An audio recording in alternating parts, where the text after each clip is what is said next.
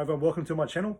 This is a second part of a post to do with the Four Immeasurables, which is a very important and often spoken practice within Tibetan Buddhism. It encompasses a lot of things that I talked about in the last post. Immeasurable loving kindness is the first line of the Four Immeasurables, a four-lined prayer.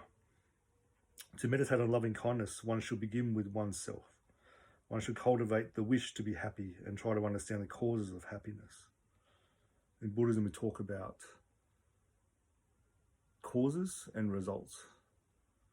So if you're getting a certain result, it's because of certain things that you're doing that's creating that result. It's not like it's just happening out of the blue, because everything's interdependent.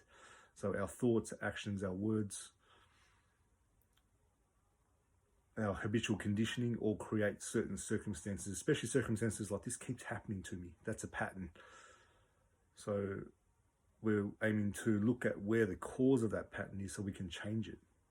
And we can integrate the wisdom inside of what that's trying to show us. Gradually, this practice will enable one to eliminate unwholesome attitudes and actions that produce unhappiness in one's life. When one has developed a feeling of loving kindness towards oneself, one should develop it towards a close relative or a friend. When this is accomplished, one can move on to more difficult task of developing loving kindness towards strangers and even enemies. One then extends this attitude to all members of one's community and nation, and finally to all sentient beings in all realms of existence. The person we have the most trouble with in this life is usually our biggest teacher, and the one who's showing us the parts of ourselves that we don't want to love, that we can't accept. And they're initiating us into the parts of ourselves that when we are able to embody, explore, accept, honor, and acknowledge that part of ourselves, the more wisdom that we have and the more we're able to sit with the suffering of other people. And the feeling of love and compassion inside just grows. It feels incredible, and the sense of deep purpose just shows up. Loving kindness, the first immeasurable, is the wish that all sentient beings be happy and know how to create the causes of happiness. Loving kindness encounters ill will and promotes goodwill. The attitude of loving kindness is like the feeling of a mother has for her only child. She wishes that her child may enjoy good health, have good friends, be intelligent and successful in all that they attempt. In short, she sincerely wishes that the child be happy. One may have the same attitude of loving kindness and sincerely desire happiness for one's mother, father, a friend, or for others in one's class, community, or nation. The extent of loving kindness in the instances mentioned above is limited to those for whom one has some natural attachment or concern. Doing loving kindness meditation in relation to those with whom one is already close can improve the quality of love and reduce the danger of one becoming possessive and dominating. Those kind of feelings make you sort of desperate, clingy, and the thing that you are really loving and trying to possess and not leave you, it actually pushes that person away. Because you need to learn about a more balanced way of loving, and a way that's not so codependent. The meditation on loving kindness, however, requires that loving kindness be extended, not only towards those with whom one feels close, but also to those towards one whom one may have acquired resentment or enmity. When one's enemies wish to be happy. When one's enemies wish to be happy, just as we do. So our enemies wish that they themselves be happy, so we wish that they are happy too. Because in the end, beings want to be out of suffering, but we do things that actually create our own suffering. We keep throwing rocks in our own path and wondering where this rock come from, why is this obstacle here? We keep creating it ourselves, and we don't have the insight or the wisdom to know that, I made that happen. A very useful question to ask yourself when difficult things show up in your life: what did I do to create this? It's a very empowering place to be. We learn to feel the same kindness for them because they want that happiness. Finally, one's loving kindness is extended to all sentient beings in all the realms of existence, many of whom one does not know. Then only does the ordinary wholesome attitude of loving kindness found in daily life reach the state of the sublime or the immeasurable.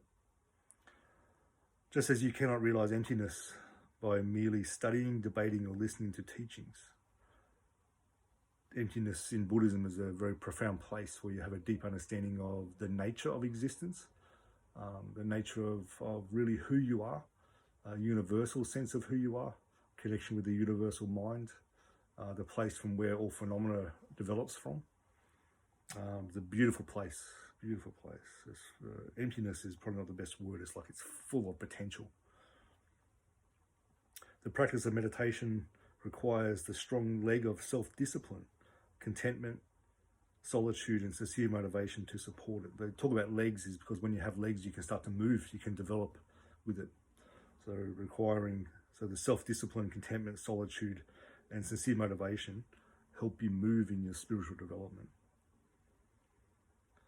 To remain enthusiastic to do loving kindness meditation in a secluded space for a long time requires even more merit and wisdom. The word may in this context lets there be. So may is like a wish for beings to be happy, for them to be free of suffering. May you be free from suffering. All living beings, including invisible beings, which greatly outnumber visible beings. As you increase meditation, clairvoyance starts to develop, and clairsistence, clairaudience, they can develop their senses from the soul, where you start feeling beings that aren't in bodies. And for a lot of people that scares them, but it just shows that there's a side of reality that we just can't see with our two eyes.